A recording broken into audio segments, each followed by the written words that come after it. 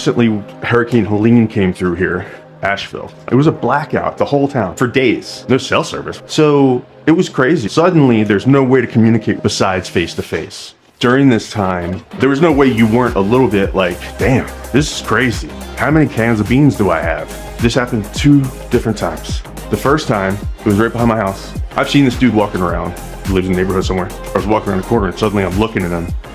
And I was like, hey, how you doing? You good? And he's like, I can't get into my door.